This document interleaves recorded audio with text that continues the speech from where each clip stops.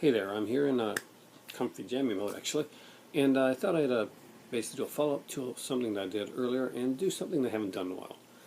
Earlier I did a Slumber Party Massacre review and for the trilogy, and I said it was something that everybody should pick up if they're a horror fan, a cheesy fan, or a slasher fan. I stand by that, and right now I'm going to give you some more kind of recommendations, but they're tentative recommendations based on the fact you know this. Some of these are actually pretty cheesily bad films, but I think they deserve a second look. Some of them because they're so bad they're good, and others because I just don't think they got the right knock first time around. Don't worry, I will let you know which ones are which. So without further ado, let's start this list. Some of these movies I'm going to be reviewing this month, so if there's any that particularly catch your interest, feel free to comment down below and ask, say, yo, Uncle Aaron, review those. First up is Scalps. Mood 616 knows exactly the pain that this movie gives you. It is fairly bad. And when I mean fairly bad, it is really, really bad. But there is something charmingly awful about this movie that kind of makes you watch it. And over again, this is not by any stretch of the imagination a good movie. Don't let me fool you into thinking, because this is an awesome cover. Yes, it does, doesn't it? That this is some Lost, Tales of Ozzy type classic. It's not that. It's a bad movie, but it pretty much is the type of bad movie that it just revels in its badness. And if you like that type of film, and if you don't mind cheesy bad stuff, then Scalps is a movie you should really look out for. It's this is actually a pretty good addition, and the commentary on this, well, I'll get into it more later on down the road, but let's just say commentary alone, this movie's worth it. Scalps, definitely give it a check. Next one, what's the two that were put together on a Scream set, and neither one of these were known in the day for being overly great films. One did get a little bit more publicity than the other one, and that was pretty much because of the actor. But they are Xray, otherwise known as Hospital Massacre, and Schizoid.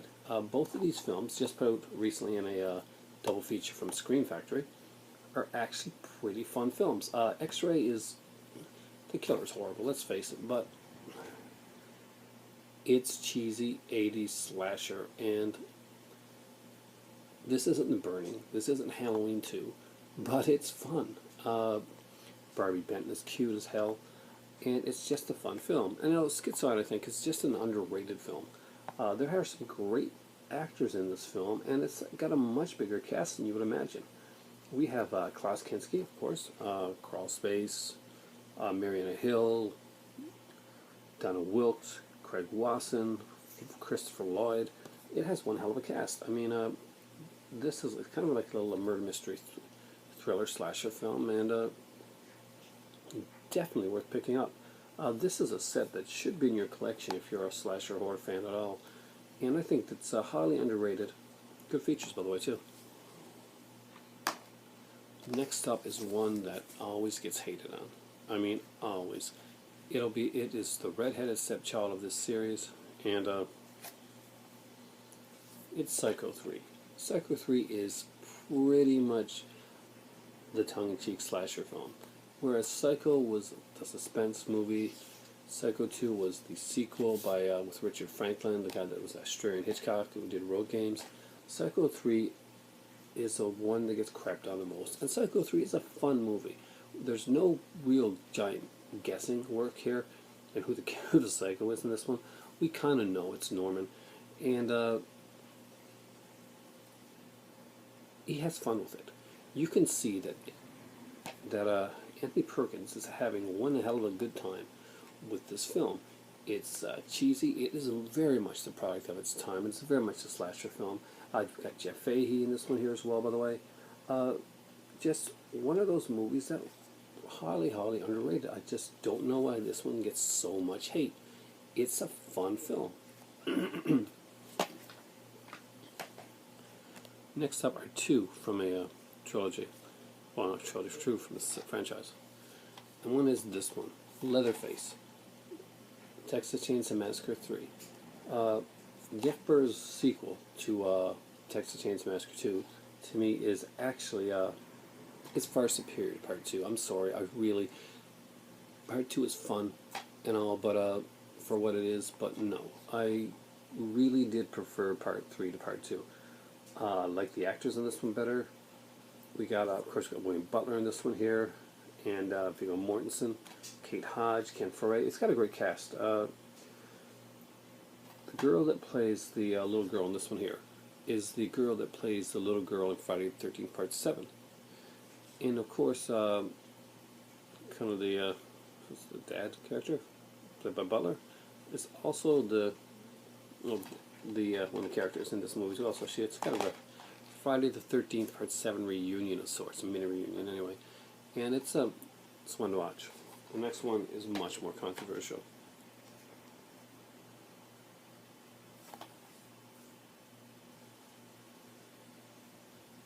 This isn't a good movie. This isn't remotely a good movie. There's a lot of pain in this movie. Unintentional. But Renee Zellweger, she actually does okay in this role. But who stood out? Matthew McConaughey to me. He is such an over-the-top, just character for this thing with the bum leg and the remotes.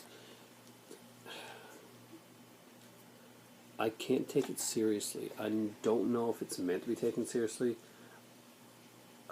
The ending is complete and utter crap. Is this a favorite of mine? No, but for some reason it's one that I can put on and just watch. It's just bad. It's really bad, but that is extra, I don't know, the chromosome of me that kind of like draws me to these type movies. Gotta say, at least give it a chance and go pick up the Lionsgate Uncut Edition, not the other ones. Do the uncut one. Get the uncut one's worth it. I mean, I bought this for like dirt cheap, and love the cover.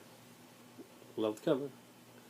I don't know, it's not a good movie, guys, so, don't go in expecting me to say, okay, here's a good movie that you're suddenly going to be, suddenly going to love this movie. You're not. You're probably not going to love this movie when you see this, but, just be open-minded, and maybe have fun with it. I did. I do to this day. But I also watched Leprechaun in Space. Next up is Black Xmas, which almost seems like sacrilege, considering Black Christmas is my favorite slasher movie of all time. But Black Xmas is a horrible, horrible, horrible movie. The deaths, however, are really cool. The icicle death, brilliant. The fact that Bart Simpson's pretty much the killer in this movie, not so brilliant. This movie is one that you keep wanting to get better and to be good. It has a gorgeous cast of some very, very attractive females. The kills are so well done in this that you just want to love it so much, but you can't because the movie keeps taking that love away from you. Not a good movie at all by any stretch of the imagination, but it's the thrawn to see some cute girls and some deadly kills and try and let your brain forget the badness that is the rest of the movie. I think it's worth it if you're a slasher fan. If this isn't in your collection, for the kills, put it in there. This one doesn't need a lot of explanation, I don't think, so I'm not going to give it a lot. I actually like this movie, so not everybody does. I actually thought this one was fun, and found it hard to get. I have a this company called Substance that puts out a lot of kind of rarish stuff, but cheap-ass versions of them. But to get them out there, don't open until Christmas. If you don't know about it, maybe I'll review it this time during Halloween, but I just had fun with it. It's a twisted movie stars Carolyn Monroe, of course, and just had a lot of fun with this movie. I gotta say, this is one of those really just fun. I like Santa Claus killer holiday movies, especially killer Christmas movies. My favorites, of course, are Black Christmas and Silent Partner. If you haven't seen Silent Partner, Elliot Gould, Christopher Plummer, Psycho Santa, Bank Robbery. Check it out. The next one is one that I do like a lot, and I make no qualms about liking this movie. I know that it gets a lot of hate, and I think it deserves about zero amount of that hate. Valentine. This is the one that I probably am going to be reviewing. It's one that I haven't seen in a while, that I did enjoy when I watched it again. It was a real throwback to the slashers of the 80s, and you don't get that a lot. I mean, they come in and they screamify stuff and do a noisy little summons, and but this was actually more of a throwback. This was very cheesy. There was some decent kills in this, and definitely an attractive cast, that's for sure. But it was, I don't know, something about this. It reminded me of those old bargain basement ones that you'd find on like on the shelf, and it would have like a decent cover, and you'd be like, do I want to give this one a chance? Well, you do. This is kind of cool. Check out Valentine. Much trepidation, I say the next one, because this one is not a good movie either. No two ways about it. Is this a good movie? Some people love this movie. I think it's cheesy fun. I don't think it's a good film. I don't think it's an actually well-made or well-written film. But I really like the truck, and the soundtrack kicks ass. Maximum Overdrive. Yes, I do have the original Anchor Bay. Maximum Overdrive is based on Stephen King's short story Trucks, and it is a fun little film. I really enjoyed it. And who made who? The soundtrack, this is incredible. The next one is one that should be on everybody's list, and it should be in your collection. If you don't have in your collection, shame on you, because this actually is a really well done horror film. Very atmospheric, creepy, and just really, really cool. And I've mentioned this one on my channel before, but I've really got to do a really good review of this one on the road. And that's Scarecrows.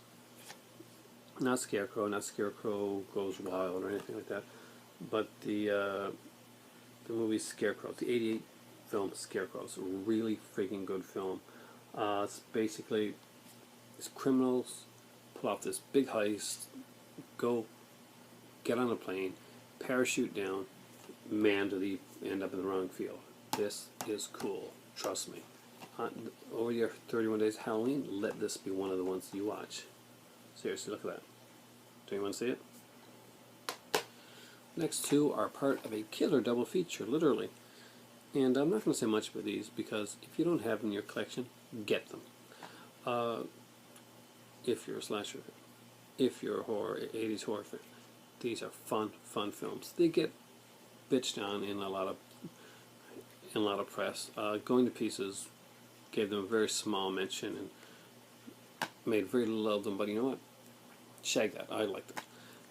Bad Dreams with Jennifer Rubin, and of course Visiting Hours with Shatner, and well, one of my crushes at the time, Linda Pearl. Of course, Michael Ironside's the killer in this one. Great actor, Michael Ironside.